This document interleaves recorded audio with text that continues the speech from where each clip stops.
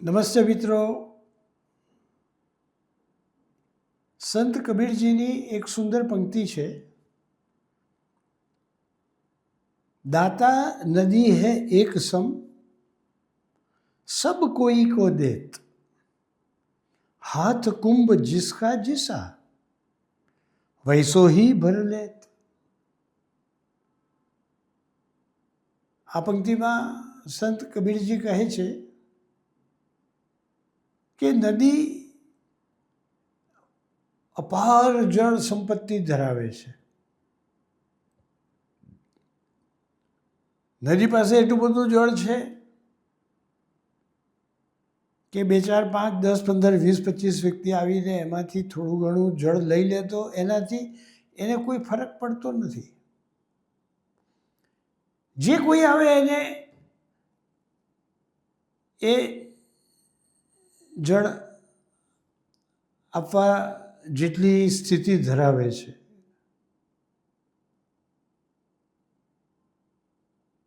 બધાને માટે નદી તો એક સમાન જ છે.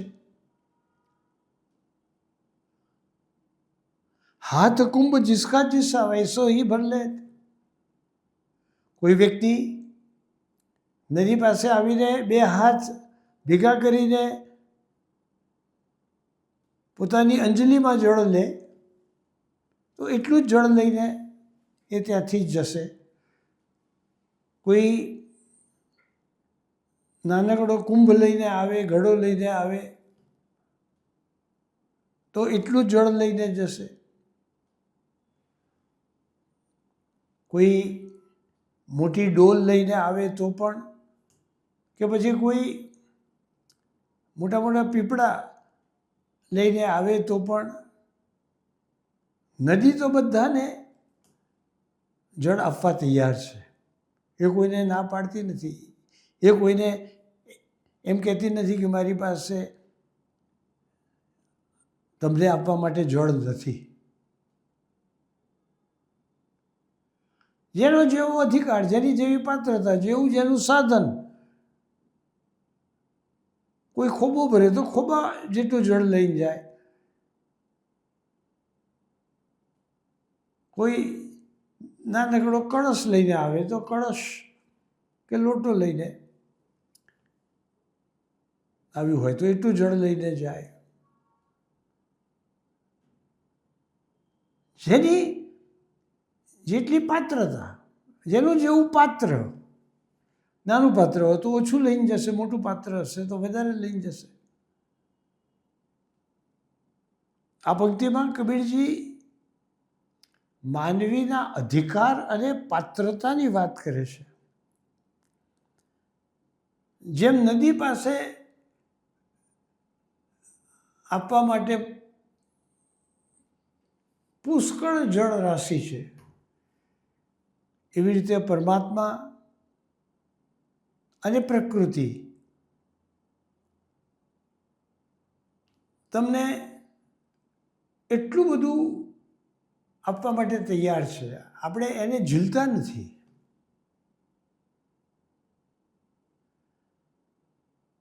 જો આપણે આપણી પાત્રતાને કેળવીએ તો ચોક્કસ આપણે જેટલું જોઈએ એટલું જીવનમાંથી પ્રાપ્ત કરી શકીએ છીએ. હિન્દી ભાષાના જાણીતા કવિ સુમિત્રાનંદન પંતની સરસ પંક્તિઓ છે. પ્રભુ કા અનંત વરદાન તુમ્હે, उपभोग करो प्रतिक्षण नव नव, क्या कमी तुम्हें है त्रिभुवन में, यदि बने रह सको तुम मानव. પ્રભુના તો આપણા ઉપર અનંત વરદાનો છે.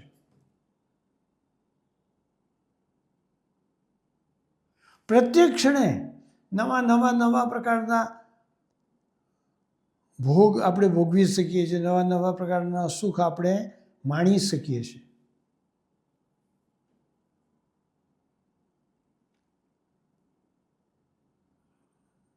જીવનમાં સુખ, શાંતિ, આનંદનો અભાવ નથી. પ્રભુએ તો એ બધું આપેલું જ છે. પરમાત્માએ આપવામાં કોઈ કંજૂસાઈ કરી નથી. આપણે એને ઝીલી શકતા નથી. આપણે પ્રભુએ આપેલું હોવા છતાં પણ એને આપણે ગ્રહણ કરી શકતા નથી, પ્રાપ્ત કરી શકતા નથી. પ્રાપ્ત કરેલું હોય તો કોઈ વાર આપણે ગુમાવી દઈએ છીએ.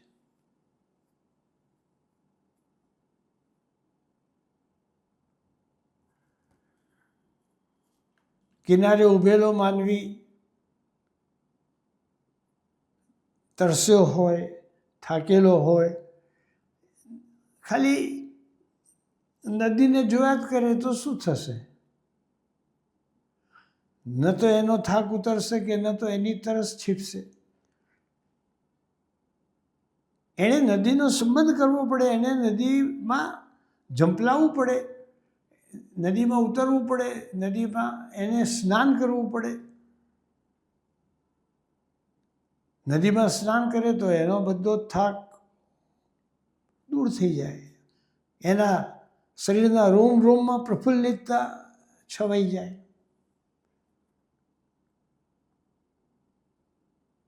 અને બે હાથ ભેગા કરી અને નદીમાંથી પાણી પીતા પણ કેટલી વાર લાગવાની છે?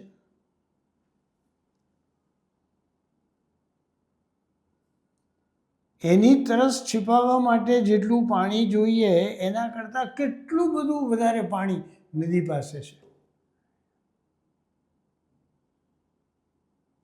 પણ એના માટે એણે નદીનું પાણી પોતાના હાથથી કે કોઈ પણ પાત્રથી એણે પીવું તો પડે, એને નદીમાં ઉતરીને સ્નાન તો કરવું પડે, તો થાક ઉતરે, તો તરસ છીપે.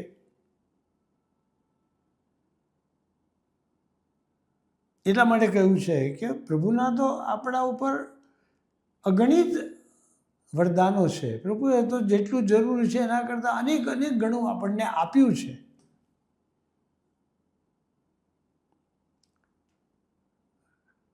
પ્રભુએ આપણને જે બે આંખો આપી છે, બે કાન પાસે શ્રવણ શક્તિ આપેલી છે, આંખો આપી છે, ને આંખો પાસે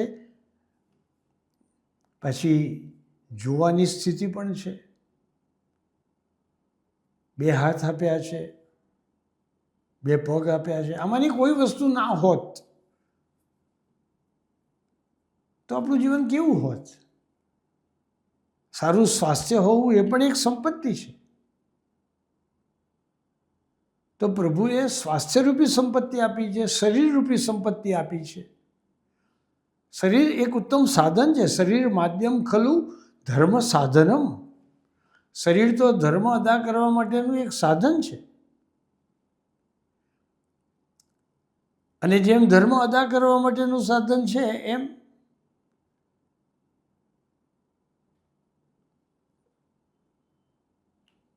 સુખ અને સંતોષ અને શાંતિ એની પ્રાપ્તિ માટેનું પણ સાધન છે. એટલા માટે તો આપણા જે 4 પુરુષાર્થો બતાવે છે એમાં ધર્મ, અર્થ, કામ અને મોક્ષ એ ચારેય વસ્તુઓ સિદ્ધ કરવાની એક પુરુષાર્થ રૂપે કહેવામાં આવી છે. જીવનમાં ધર્મ અદા કરવો જરૂરી છે, તો પહેલો પુરુષાર્થ ધર્મ છે. ધન કમાવવું જરૂરી છે જીવનનો નિર્વાહ કરવાને માટે, તો બીજા તબક્કામાં અર્થની પ્રાપ્તિ, ધનની પ્રાપ્તિનો સમય પણ આપ્યો છે. એવી રીતે કામનાઓની પૂર્તિ કરવાની પણ જરૂરી છે. તો એ તબક્કાની અંદર ગૃહસ્થાશ્રમનો તબક્કો છે, એની અંદર પણ ગૃહસ્થ જીવન જીવવાની કામનાઓની પૂર્તિ કરવાની, અને છેલ્લે પછી જન્મ મરણના ફેરામાંથી છૂટવાને માટે મોક્ષ.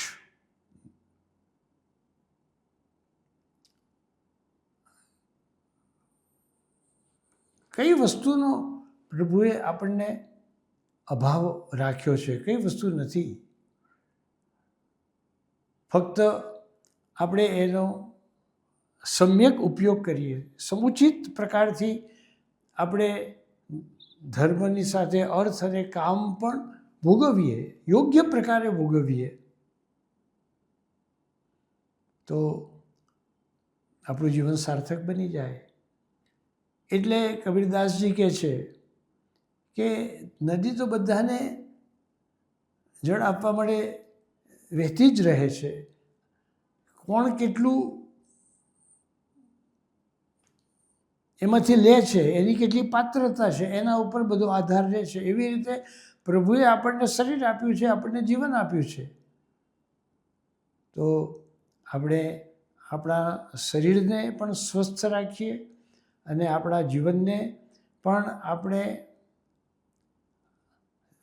ધર્મ અને મોક્ષ બેની વચ્ચે અર્થ અને કામ આવે છે એને આપણે યોગ્ય બંનેની વચ્ચે રાખીને યોગ્ય પ્રકારે આપણે અર્થ પ્રાપ્ત કરીએ અને આપણે કામનાઓને પણ ભોગવીએ, સંસારના સુખોને પણ સમ્યક પ્રકારથી આપણે ભોગવીએ, તો આપણું જીવન ધન્યતાવાળું ચોક્કસ બની જાય. આપણી ભીતર રહેલો જે પરમ આનંદ છે તેને આપણે બહુ જલ્દીથી ઉપલબ્ધ કરી શકીએ. એના માટે કોઈ કઠોર તપશ્ચર્યા કરવાની જરૂર નથી. કેવળ આપણે આ પાત્રતા જે છે એને આપણે જાળવી રાખવાની છે, પાત્રતાને વધારવાની છે. પાત્ર ઊંધું હોય તો પણ કશું ઝીલી ના શકે, પાત્ર કાણું હોય તો પણ એમાંથી બધું જળ બહાર નીકળી જાય. એટલે પાત્ર હોવા છતાં પણ એ પાત્ર સુપાત્ર ન કહેવાય, કારણ કે એ કાણું છે, એ કશું ઝીલી શકવાની, પોતાની અંદર ધારણ કરી રાખવાની શક્તિ નથી ધરાવતું. એવી રીતે આપણે પણ આપણા જીવનને ધર્મના માર્ગે ભગવાને, મહાપુરુષોએ, સંતોએ, મહાત્માઓએ આપણા જીવનને ઉન્નત બનાવવા માટે જે દૈવી ગુણો બતાવ્યા છે, જે સદ્ગુણ સંપત્તિ બતાવી છે, એને આપણે ધારણ કરી રાખીએ તો આપણે એ સુખને પ્રાપ્ત કરી શકીએ છીએ. તો આપણે આપણી પાત્રતાને જાળવી રાખવાની છે, તો સુખ તો આપણી ચારે તરફ છે.